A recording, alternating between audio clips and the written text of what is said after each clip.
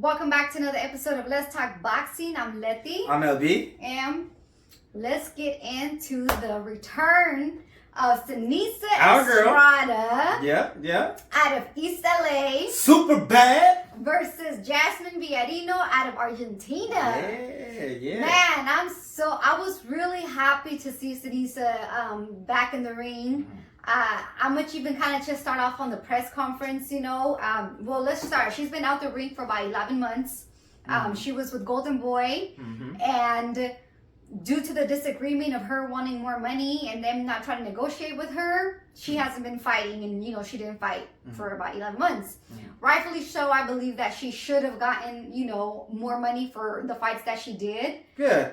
Go ahead. Yeah. To go off of that, I mean, exactly. She should have been compensated for what she was expecting, especially when she's one of the top fighters, pound for pound fighters in women's boxing. She's an exciting fighter. On top of it, she's knocking girls out. She's non-stop action. So yeah, she deserved to get paid. But go ahead. Yeah, and she started boxing at a really young age. And she got her dad as a trainer, as one of her trainers. Yep. So she got a little bit of emotional in her press on the press conference, which her opponent said it showed some kind of weakness on it. I don't think it showed any kind of weakness at all. I just think a natural human thing. She got emotional. She ain't fighting in a minute. And if it's something that you're passionate about and you haven't done it in such a long time, and you got your dad or a family member to ride with you that long, it's not a sign of weakness at all. Yeah, and she spoke about it, like you said. She was saying that was actually passion. She corrected it. She was definitely felt like how you did. It wasn't as a sign of weakness, it's a sign of passion. Yeah, and shout out to her. She's Top Rank did sign her, so she's now with them. And she's got some endorsements also with LeBron James. LeBron James. Yep, he shouted her out and gave her the recognition that she deserves, rightfully so. And he did some endorsements with her. Okay. But let's get into a little bit of the fight. Again, a return from 11 months. And she fought against a tough-ass Argentinian opponent.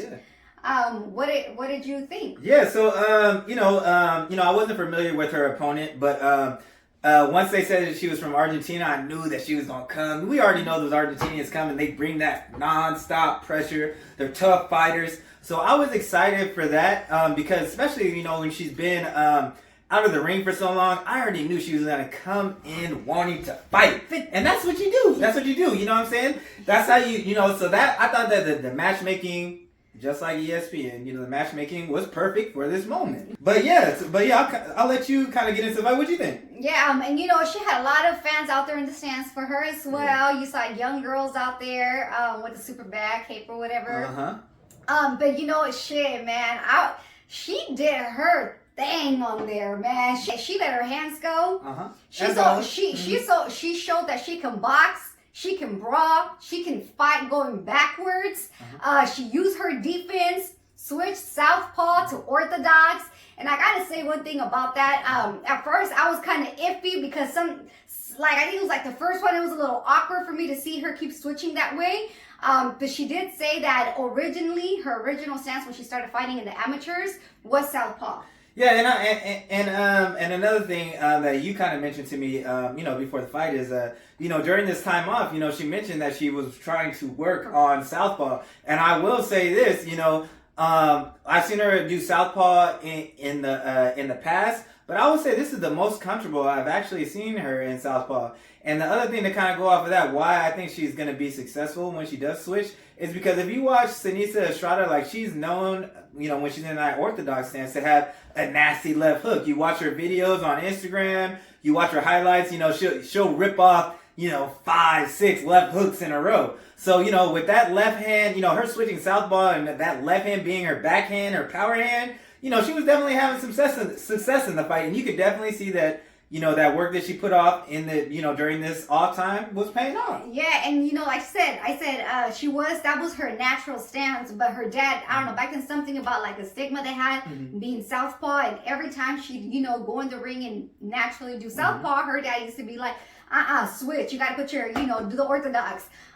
So I could see why she can feel really comfortable in doing southpaw, because I think, like she said, that's her natural stance. And like you said, being off this time, she was off, but not really off, because she was still in the gym working and perfecting her craft. And she just looked beautifully, man. For a little person like this, she got some heavy ass hands. She got some stank. You know what I'm saying? She be knocking people out. And the thing that I like about her though is like, she even like, she'll mix up her attacks. Like she does not neglect the body. Like, you know, she's throwing power punches everywhere. You know, up top to the body. As she's switching, she got a good left hook. She got a good right hook. The other thing I like about her is her counter punching. You know, she was able to counter punch Villarino and catch her on the way in. You know, as Villarino was pressuring. And I'm gonna go ahead and say this: that girl was tough. And you know, we're talking a lot about Seniesa, but she definitely, you know, had her success in the fights. You know, in the fight, each round she had her success, but it wasn't enough to win the round. So, you know, even though, you know, Seniesa won pretty much all of the rounds, you know, she was pressuring Seniesa, and she was able to land some good shots, you know, but, you know, Seniesa was able to go ahead and counter, and she was landing the better shots out of it and winning the exchanges. Yeah, right? And Seniesa, she didn't slow down. I don't know if Villarino kind of thought at some point Seniesa might, you know, stop, since she ain't been fighting a minute, but Seniesa didn't stop throwing them hands. Yep. Like you said to Villarino, she was a pressure fighter. Tough, she kept coming forward, taking Seniesa's punches, and I gotta give it to her. She didn't get knocked down not once. Tough ass fighter. Her left eye did swell up. It did swell up. At one point, I was like, "Damn!" But it was a head bump that like really swelled that eye up. Which I know Seniesa started targeting, of course. But yeah, shout out to her. She, you know, her first fight in the States, and I mean, she took the punches well. Yeah. And she was giving punches well. Yeah, and like I said, she was really walking Seniesa down. But again, Seniesa's just too skillful, and she can fight off the back foot. Yeah, you know? Yeah, exactly. Like, we've seen Seniesa fight, you know, multiple different ways, and there probably will be some little criticism of her. You know, oh yeah, she was getting hit. But you guys got to remember, you know, the fact that she has been off. She has been off for, you know, almost a year, and you know, I knew she was gonna come in the fight, and you know, I knew she was gonna take chances, and she did that. But you know, she was winning. She won pretty much all the rounds. She landed the best, more clean punches, and we were just excited to see her back in the ring. Yeah. So with all that being said, what's next for our girl Seniesa? Yeah. So you know, now that you know, Seniesa is a 2-division world. You know, she is a 2-division world champion. She does have a title at minimum weight and light flyweight. Those are she has you know, championships at that level. She did you know, win a interim title in flyweight against Marlen Esparza. You know, that was a good fight. Marlen Esparza, you know, she is you know, she was an Olympian. It was a good fight. That fight was stopped due to I believe a headbutt. But I did have Seniesa winning that fight. And you know, Seniesa did say that she did want to be undisputed in three different weight classes. So I would love to see the rematch, you know, versus Esparza. Esparza is now a unified flyweight champion. And so, you know, I can see her moving up again to rematch Esparza, and just to get that hardware. It's kind of a shame the fact that when they fought before, it was for an interim title and not for the belts. But I would like to see that matchup. Yeah, and I think it's definitely going to happen, because even Seniesa was talking about it. She did say that when the first fought, it was more of just like a push from Golden Boy. She goes, and it wasn't even at the right time to push for that fight, because she said it could have been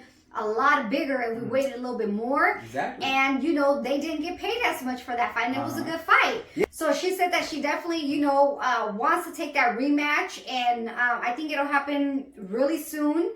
Because, like, you know, you said, at this point, even Esparza, she's unified. So she's got, you know, some multiple belts now that she picked up. So I think it's definitely going to be a big fight. Yeah. And like she talked about, and there's going to be more build-up, because they didn't have that in the first fight. Yeah, they didn't. I mean, I remember we were watching, and they were doing a face-off over, like, over like FaceTime or something, or like Instagram Live. So yeah, definitely was that. And like I said, the fact that it was for an interim title, it kind of sucks because Marlon Esparza is a great fighter too. And so the fact that they were fighting, like that they didn't get the amount of money that they got. I would love to see a rematch. I mean, Marlon Esparza has been calling for the rematch too.